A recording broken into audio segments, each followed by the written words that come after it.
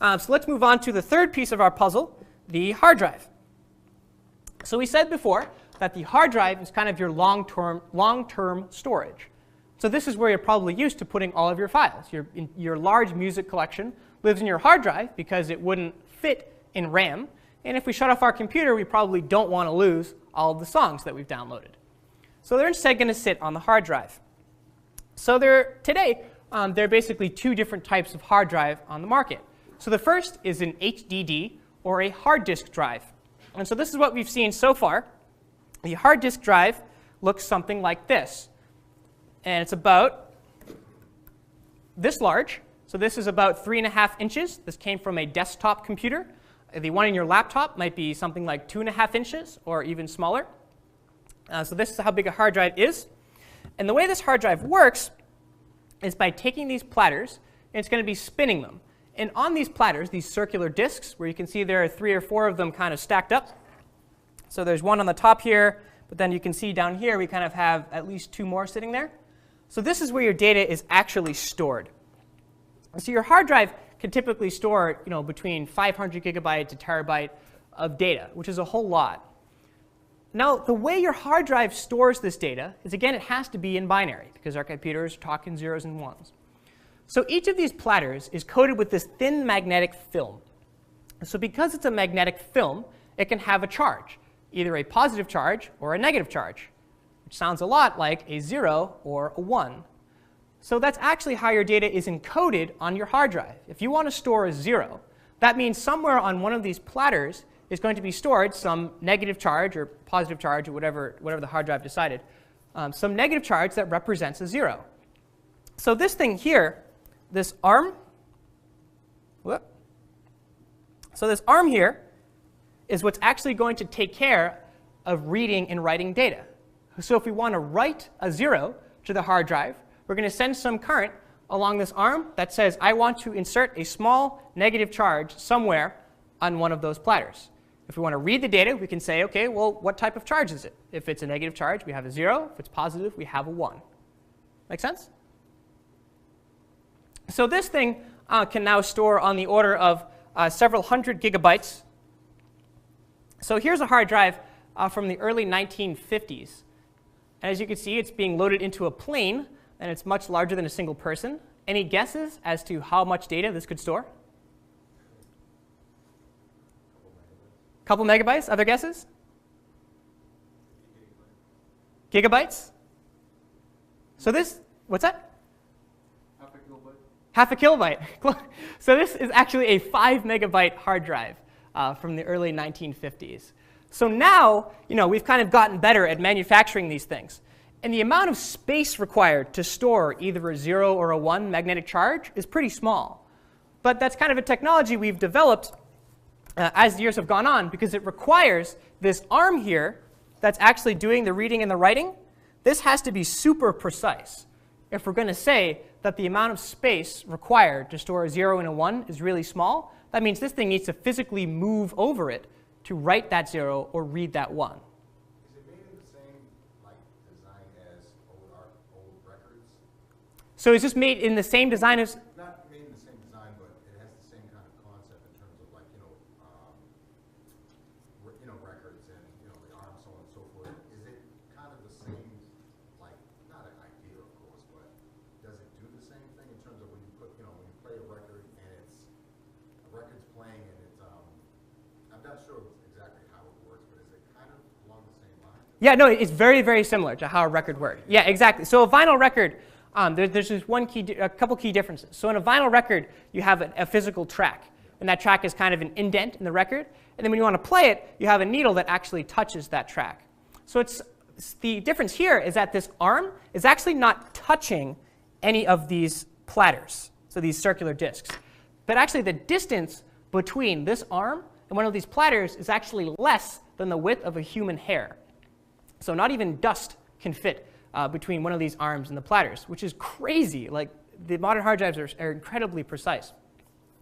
So that's one key difference. It's not really touching it. Then another key difference is now, rather than just one, we have multiple. And we're not actually writing into the hard drive. We're just kind of changing the magnetism on top of it. But in terms of how files are accessed, it's actually really, really similar. So before we see that, let's just actually talk about how a file might actually be accessed. So when we talked about RAM, we divided RAM into this big grid of 1-byte blocks. And in order to read data from RAM, we gave each of those 1-byte blocks an address.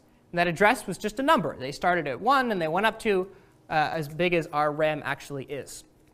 So on a hard drive, our address is going to be a little bit more complicated. So among the things we need to store are first what platter we're on. So we have multiple of these circular disks, and our file is going to be on one of them. So each of these circular disks is divided up even further into tracks. So much like a vinyl record, there are concentric circles, or not actual concentric circles, but divisions that say this is one track, and then closer to that middle part might be another track. There's these concentric circles that kind of divide this big, huge platter into smaller circular regions. So now we can subdivide that even further. So a point on that circle we might call a sector. And that's going to be an actual place or a group of small places where we can actually write a 0 or a 1. So that means that in order to access a file, that we need to be spinning these platters. Because if the arm is right there, for example, and I want to access a file that's stored over here, we need to physically move those platters so that the read-write head, or that at the end of that arm, can be positioned on top. Because in order to actually read data from the hard drive, that arm needs to move on top of wherever the data is stored in order to actually read the charge. So rather than addressing files using simply a number, we're going to have some more complicated address. So all of this information is stored on the special file called the file allocation table. And how these files are stored, or how we're addressing these files, could depend on how your hard drive is formatted. So you may have seen things like a FAT or FAT formatting or NTFS. And these are simply different ways your operating system chooses to represent where files are actually stored. So if I have a big table, my file allocation table might look something like this. So each of these rows is going to be a file. So if I have this thing, my file 1, it's a Word document. Somewhere, I need to store what platter it's on. So we can say that this is on the first platter, and it's on track, let's say 22, and sector 15. So now, not only are the actual bits of this Word document encoded on this hard disk, but somewhere on this hard disk is encoded a file that looks like this. And it's going to remember where on the physical hard drive each of these files is stored. So that's one Word document. If I have another Word document called f2.doc, say this is on platter 3, track 4, sector 29. So this file would just be this big, huge, long table describing where all of your files are stored. So let's say you're using your computer and you want to open up inside of Word this file1.doc. So now we're going to say, OK, hard drive, I need that file. So your hard drive is going to say, OK, you need a file called f1.doc. Let me look in this table and find you the row where file1.doc is stored. So it's going to look through, and it's eventually going to find this row right here. So now it can say, OK, here's my row. Now I just need to figure out what platter we're on, what sector we're on, and what track we're on. And so now we can say, OK, I know exactly where, kind of geographically, on the hard drive my file is stored.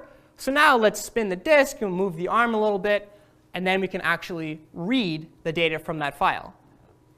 So that means whenever you create a new file, there needs to be some entry inside of this table that describes the file's actual location. So when I say that the arm is spinning, the arm is moving and those platters are spinning, they're actually spinning at an extremely, extremely high rate. So you might have seen specs on a hard drive that say it rotates at 5,400 rotations per minute or 7,200 rotations per minute. And that's really fast, like jet engine fast. And so it's amazing that the coordination that's actually required to read and write data from one of these hard drives. So really quickly, so we have a video here that just kind of explains how your data is actually being stored. So let's just jump ahead here. This video is also very excited to tell you about your hard drive. That drives the arms is invisible. because it's an electromagnetic system driven by two forces of nature, electricity and magnetism, which makes the arms move back and forth across the disk at lightning speed. That's it for the components. Now here comes the data. The data is stored inside tiny concentric tracks on the disk's surface. During manufacture, up to 200,000 of these tracks are created on the disk. Each track is divided into sectors. A map of the tracks and sectors in the printed circuit board tells the heads exactly where to read. So kind of exactly what we were just saying before, but you could see how fast that arm is actually moving back and forth, and 5,400 rotations per minute is really, really fast. So if, for example, that read-write head happened to not be hovering above the disk and kind of touched it, it'd be kind of chaos. The disk would probably rip apart, and you'd lose all of your data. So when we talk about hard drive crashes, it could very well be a crash in that sense, that it's actually physically damaged, because you have all of these moving parts moving at really, really high rates. And so the possibility of a mechanical failure is kind of high, especially because they're moving so fast and they have to be so precise. So we started to develop another technology called solid-state drives. And as I was saying before, you might have seen this word file system. And again, this file system just kind of describes how your files are represented in that table. So FAT or Microsoft has NTFS. Your Mac has one called HFS+. There are just different ways that the people who wrote the operating system thought would be the best way to represent files. So when we measure the performance of a hard drive, we kind of have these two main ideas. We need some time for the disk to actually spin around in order to find the data. We call that the seek time. So the amount of time necessary to position that arm over the bit you want to read, and the amount of time to spin the platter to put that bit underneath the arm. So then we have the data rate. So once we've actually positioned the hard drive, kind of mechanically, we need to transfer data from the hard drive to somewhere else on the motherboard. So that's the data rate. So we saw that the way to, you could connect your hard drive using one of these two cables. So this one here is kind of older. This is an IDE cable or a PATA cable, where this one here is kind of a newer technology called SATA. So SATA has a faster data rate than the IDE cable, but it doesn't really help seek time. Right? Plugging in a different cable isn't going to somehow make your hard drive platter spin faster. So there's more than just one number when you're looking at hard drive performance. So now we have these things called solid-state drives, and these are starting to come out in a lot of newer computers. And solid-state drives are a little different than hard disk drives. So unlike HDDs, there are no moving parts inside of a solid-state drive. Instead, everything is simply encoded using small transistors. So if some current is allowed through some region, that's going to be a 1, and if current's not allowed through that region, it's going to be a 0. So suddenly we don't have all these platters and crazy moving parts anymore, which in terms of mechanical failures, this is great. Right? We no longer have to worry about things breaking because the arm broke off, because there aren't any moving parts. And it also happens to be the case that this is much faster. So as you might imagine, because we have to take into account physically moving things, the amount of time taken to read something from a hard drive is probably pretty high. Right? There are no moving parts in RAM, so it's pretty fast to read something from RAM. So same thing with the solid-state drive. We don't have to worry about moving things around, so it's much faster to read and write data from a solid-state drive. So an SSD might look something like this. So you see this is 128 gigabytes. Typically, these will be powers of 2. So a hard drive will have 500 gigabytes, whereas solid-state drive will have 128 or 256 or some power of 2.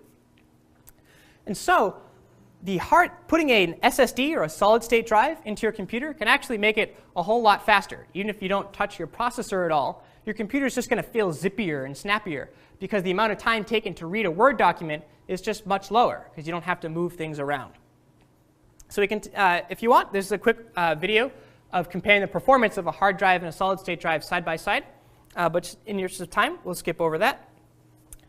And so the SSD uses this technology called flash memory. So much like the thumb drive that you might plug into your computer, it's kind of the same deal. It's just larger amounts of memory, so more expensive. You know, your 8 gigabyte thumb drive is probably a lot cheaper than a 256 gigabyte solid-state drive. But they're storing data in exactly the same way, just representing zeros and ones, not with magnetism on platters, but simply with whether or not current can be allowed to flow through some region. So as you're using your computer, you may have noticed that you can have more than simply 4 gigabytes of processes running. Right? If, for example, you have 4 gigabytes in your computer, and all of a sudden you have so many programs open that they need to access more than simply 4 gigabytes of memory, it'd be kind of a bad idea if your computer just said, nope, stop, you can't open that program, I'm out of memory. So to mitigate this, we have this thing called virtual memory. And what virtual memory allows us to do is actually store some of this temporary data actually on the hard drive, even though your process thinks it's in RAM. So let's say we only have 2 gigabytes of RAM, let's say. So that 2 gigabytes is stored on this physical stick. So if my computer needs more than 2 gigabytes of RAM, what we can instead do is we can say, OK, which of this data here in RAM isn't really being accessed right now, or isn't really important to be here? Let's actually take some of that data and let's move it onto the hard drive. So this is going to come at a bit of a performance penalty. Suddenly, if we want to access that data again, it's going to take a little longer to go from the hard drive into RAM. But what this allows us to do is have more than 4 gigabytes of temporary storage. So you may have seen files in your computer called swap files. They might sit on your Mac and take up a ton of space. And that's essentially what those are. They're files that are treated just like RAM. So if you have a 1 gigabyte swap file, it's kind of like having an extra gigabyte of RAM. Your operating system is going to be the one that handles whether or not some data should be written to RAM or whether or not it should be written to a swap file. So your process has no idea, and it doesn't really care. Right? If I'm storing some data, if I'm Google Chrome, it doesn't really matter to me what hardware is being used to store that data. So your operating system can make sure that you always have, or not always, because unfortunately your disk has a capacity, but most of the time has enough space to store all of your various programs' temporary data. Of course, the advantage with having more RAM is that it's faster to access.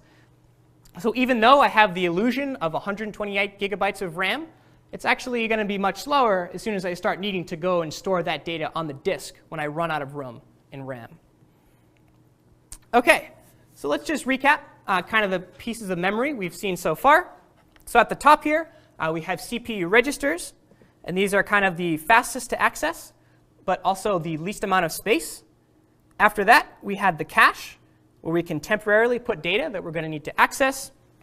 Finally, we have our RAM, which also consists of virtual memory. And finally, down here, we have things like the hard drive and a USB stick, which are just slower to access.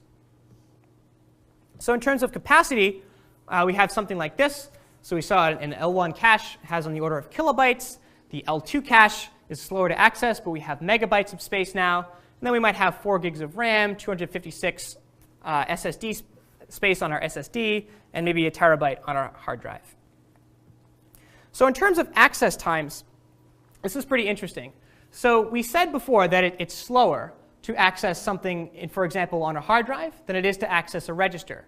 So these are some numbers that are kind of average or expected amount of time to wait before you can access data.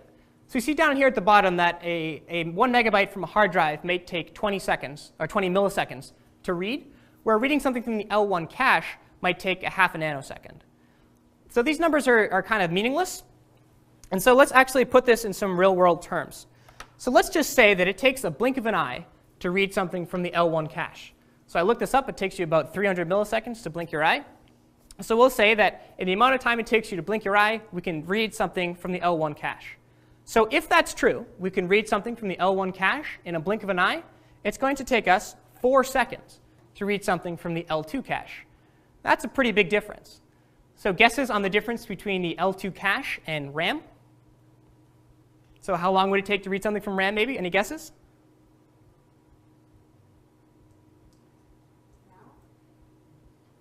Yeah, so maybe 20 seconds or numbers around there, maybe a minute. It's actually going to take 2 days, comparatively.